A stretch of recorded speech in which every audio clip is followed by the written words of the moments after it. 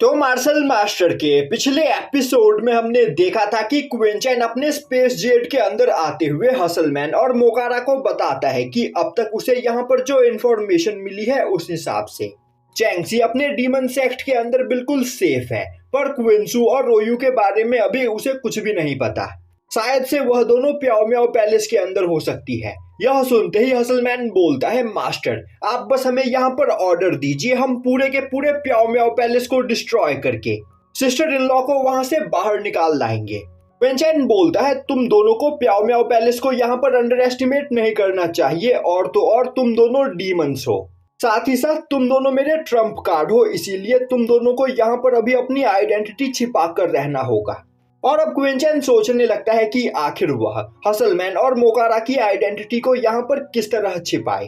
तभी माओ हंसते हुए बोलता है, मेरे पास यहाँ पर एक प्लान है। जो सुनते ही क्विंचन माओ से बोलता है, क्या सच में तुम इन दोनों की बॉडी के ऊपर मौजूद डेमोनिक एनर्जी को गायब कर सकते हो? माओ ओल्ड युआन के पास जाते हुए बोलता है, मैं यह नहीं कर सकता हूँ, पर ओल्ड युआन के लिए यह कोई भी बड़ी बात नहीं। यह सुनते ही सभी लोग ओल्ड युआन की ओर देखने लगते हैं। तभी ओल्ड युआन अपना सिर उठाकर हसलमैन और मोकारा की ओर चीखता है, जो देखते ही हसलमैन और मोकारा डर जाते हैं और उन्हें कुछ भी समझ में नहीं आता है। तभी ओल्ड युआन बोलता है, खड़े खड़े देख क्या रहे हो?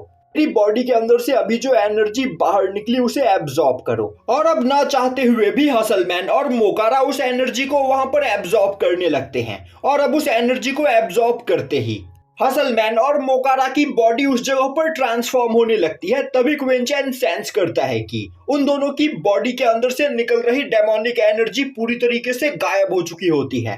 जो देखते ही क्विंचन उन दोनों को एक इंसान में ट्रांसफॉर्म होने के लिए बोलता है। यह सुनते ही हसलमैन उस जगह पर एक मस्कुलर ताकतवर दिखने वाले इंसान में बदल जाता है और वह वहां पर सभी लोगों को अपने मसल्स दिखाने लगता है।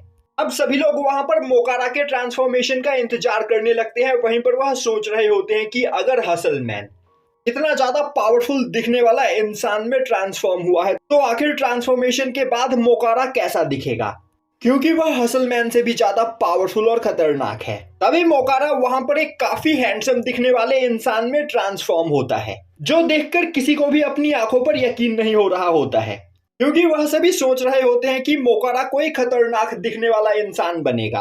पर मोकारा का ट्रांसफॉर्मेशन उनकी सोच से बिल्कुल अलग होता है। तभी ओल्ड युआन हसलमैन और मोकारा से बोलता है, मैंने बस तुम दोनों की डेमोनिक एनर्जी को यहाँ पर कंसील किया है और मैं तुम दोनों को बताना चाहता हूँ कि किसी से फाइट करने वक्त तुम दोनों को अपनी डेमोनिक एनर्जी को सप्रेस करना होगा, वरना तुम्हारा अपोनेंट तुम्हारी डेमोनिक एनर्जी को सेंस कर लेगा, जिसमें यहाँ पर मेरी कोई भी गलती नहीं होगी। दूसरी ओर हसलमैन ओल्ड युआन की बातों को इग्नोर करते हुए मसल्स दिखा रहा होता है। दूसरी ओर मोकारा अपनी खूबसूरती की तारीफ कर रहा होता है और अब वह दोनों ही एक दूसरे से टकरा जाते हैं और एक दूसरे से टकराते ही वह आपस में फाइट करने के लिए तैयार हो जाते हैं। और तभी वह दोनों एक दूसरे का चेहरा ध्यान से देखते हैं और अब वह दोनों एक दूसरे का मजाक उड़ाते हुए हंसने लगते हैं। यह देखकर ओल्ड युआन को काफी ज्यादा गुस्सा आता है, क्योंकि वह दोनों उसकी बातें नहीं सुन रहे होते हैं और अब वह मन ही मन सोचने लगता है, मुझे इन बेवकूफ डीमंस के ऊपर अपनी पावर वेस्ट नहीं करनी चाहिए। यह बोलते हुए वह सो जाता है। तभी वूसांग भागते हुए क्विंचन के पास आता है और बोलता है, यंग मास्टर मुझे यहाँ पर क्या करना चाहिए? सुआन युआन अंपायर के लोगों के हिसाब से मैं मर चुका हूँ और अगर किसी भी सुआन युआन अंपायर के मेंबर ने मुझे टियानवू कॉन्टिनेंट में देख लिया तो मेरे लिए काफी बड़ी प्रॉब्लम क्रिएट हो सकती है। क्विंचन बोलता है, तुम्हें परेशान होने की कोई जरूरत नहीं, और अब वह वूसांग को एक डिस्गाइज टेक्निक सिखाता है, जिस टेक्निक का यूज करते हुए वूसांग भी वहां पर अपने रूप को बदल लेता है। और अब वूसांग बोलता है, मास्टर हमें ऑर्डर दीजिए, हम प्याओ म्याओ पैलेस के ऊपर अटैक करने के लिए कब निकल रहे हैं? क्विंचन बोलता है, अभी हमें यहाँ पर कुछ भी करने की कोई जरूरत नहीं। मैंने सुआन युआन अंपायर का डिसाइपल बनकर लॉ इन्फोर्समेंट के एक डिसाइपल बालन को जान से मारा है, जिसकी मौत का बदला लेने के लिए लॉ इन्फोर्समेंट के लोग सुआन युआन अंपायर के ऊपर अटैक करेंगे। तो अब हमें यहाँ पर बस आराम से बैठकर सुआन युआन अंपायर और लॉ इन्फोर्समेंट के मेंबर्स को आपस में फाइट करते हुए देखना है। और इसी फाइट के बीच सही मौका देखकर मैं रोयू और क्विंसू को कांटेक्ट करूंगा। अब सीन शिफ्ट होता है और हमें एक मैंसन के अंदर बालन के मास्टर को दिखाया जाता है, जो बालन के सोल जेड के डिस्ट्रॉय हो जाने की वजह से काफी ज्यादा गुस्से में होता है और अब वह चिल्लाते हुए बोलता है, आखिर किसकी हिम्मत हुई मेरे डिसाइपल को यहाँ पर मारने की, मैं उसे जिंदा नहीं छोड़ूंगा। तभी दो सोल्जर्स भागते हुए उसके पास आते हैं और अब वह नील डाउन करते हुए बोलते हैं, मास्टर हमें अभी अभी यह इंफॉर्मेशन मिली है, एंशिएंट गुहुआ सिटी में मिस्टर बालन को किसी ने जान से मार दिया। यह सुनते ही बालन का मास्टर गुस्से में चिल्लाते हुए बोलने लगता है, यह नामुमकिन है, बालन एक पियरलेस जीनियस है, आखिर उसे कौन मार सकता है, मुझे उसके कातिल का नाम बताओ। एक सोल्जर बोलता है, किसी को भी उस पर्सन की आइडेंटिटी के बारे में नहीं पता था, पर जिन लोगों ने भी वहां पर मिस्टर बालन और उस पर्सन की फाइट देखी उन्होंने हमें बताया कि वह पर्सन बहुत ही ज्यादा ताकतवर था और वह अपने आप को स्वान युआन एम्पायर का डिसाइपल बता रहा था। यह सुनते ही बालन के मास्टर को और भी ज्यादा गुस्सा आता है और अब वह बोलने लगता है, तो यह काम स्वान युआन एम्पायर का है।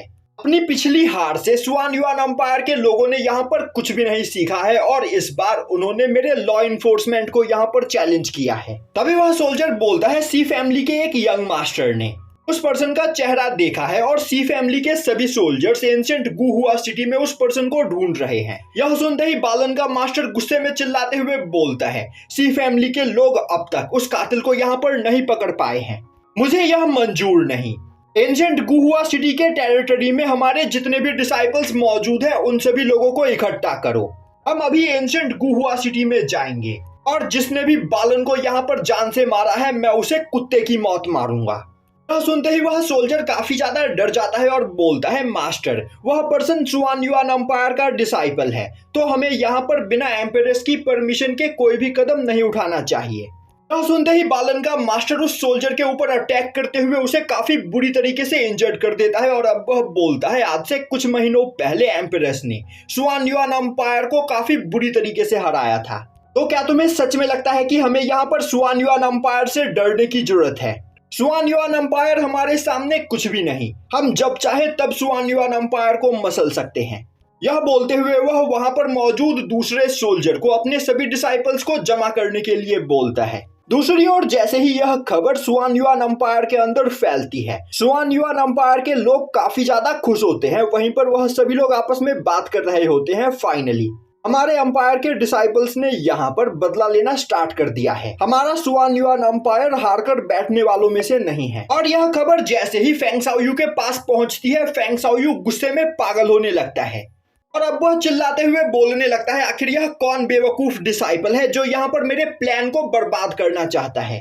पिछली बार मैं सांगवांग सिनर से हारने का नाटक किया था, जिससे यहाँ पर पूरे टियानवू कॉन्टिनेंट में मेरी काफी ज्यादा बेइज्जती हुई और मुझे इस अपमान को यहाँ पर सहना पड़ा, क्योंकि इस जगह पर किसी को भी मेरे और सांगवांग सिनर के रिलेशनशिप के बारे में नहीं पता है।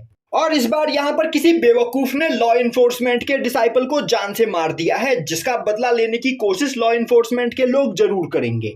और इस बार मैं लॉ इन्फोर्समेंट के लोगों से हारने का नाटक नहीं कर सकता हूँ, वरना मेरी यहाँ पर और भी ज्यादा बेइज्जती हो जाएगी। और अगर मैंने लॉ इन्फोर्समेंट के लोगों को जान से मार दिया तो सांगवांग सिनर के साथ मेरा रिलेशनशिप खराब हो सकता है, तो अब मुझे क्या करना चाहिए। दूसरी ओर बालन का मास्टर अपने सभी लॉ इन्फोर्समेंट के डिसाइपल्स को लेकर एंशिएंट गुहुआ सिटी में पहुंचता है, जिसे देखते ही वहां पर खड़े सभी गार्ड्स काफी ज्यादा डर जाते हैं। और अब बालन का मास्टर चिल्लाते हुए सी फैमिली के एंसेस्टर को आवाज लगाता है, क्योंकि सी फैमिली के ही एंसेस्टर ने बालन के मरने की रिपोर्ट लॉ इन्फोर्समेंट में भेजी थी।